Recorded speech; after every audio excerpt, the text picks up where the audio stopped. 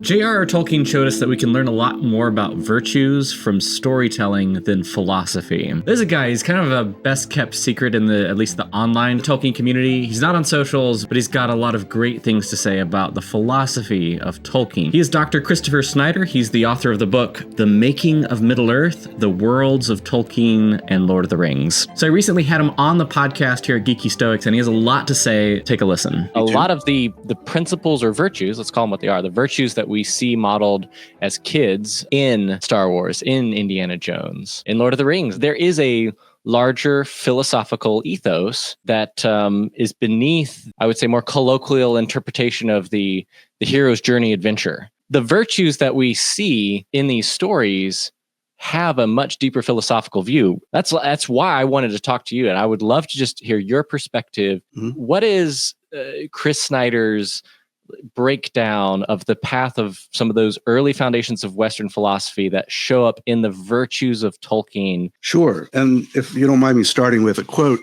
from Absolutely. Tolkien, the beginning of my book, in a letter he wrote in 1954, he says, "I would claim, if I did not think it presumptuous in one so ill instructed, to have as one object the elucidation of truth and the encouragement of good morals in this real world, by the ancient device of exemplifying them in unfamiliar embodiments." Mm. Now, that's a fancy way of saying, I'm going to write stories that have characters that embody these virtues. I'm going to use fiction to do this.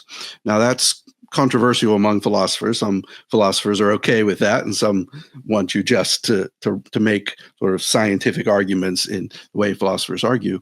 But I think that most great novelists engage in deep questions and moral questions, and Tolkien wanted to do that, but he wasn't a great novelist by the standards of, at the time, of what made a great early 20th century novelist. He was an amateur novelist. So when he wrote The Hobbit. So what he says he's going to do is he's going to go back and use an ancient device of telling adventure stories with monsters and mythological creatures or unfamiliar embodiments like hobbits and dwarves and elves as the best way for us to remember those virtues. This is a little kind of trick that Lewis and Tolkien both believed in, and that was that you would remember these things, just like you said about Star Wars, better if Yoda said it looking like Yoda than if a normal human being said the same thing. I'm a kid, for good or for ill, Chris, I'm a kid of the prequel era. I'm a 90s kid. And I remember watching The Phantom Menace. It was the first Star Wars movie I saw. And for whatever critiques many people at the time had, I will never forget the quote, "Your focus determines your reality."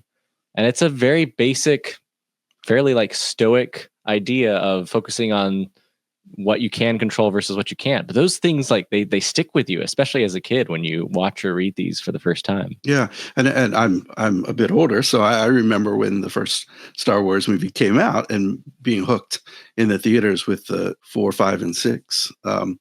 But one of the things that I like most about the prequels is the end of the third film when there's the great sword fight. There's always a great sword fight in myths, right? It's like Arthur and Mordred or Lancelot and Gawain, and in this case, Obi-Wan and Anakin. And Obi-Wan wins, and he says, and Anakin says, "I hate you," and Obi-Wan responds, "You were my brother, Anakin. I loved you." And so I think that's a good example there of sort of the wisdom that Obi-Wan has learned from Qui-Gon and Yoda, that triumphing over the sort of childish behavior of Anakin, who's really a child throughout those films. He just never grows up. And Obi-Wan is saying, "You misunderstood. I love you. You're fighting for the wrong cause here. But I believed in you. You are my brother." And so, you talked about fellowship and friendship on your podcast. And that was one I was really excited to do because, again, I fell in love with the Arthurian legends. It's all about fellowship. It's the construction of the ultimate fellowship is the Round Table, sometimes called the Fellowship of the Round Table.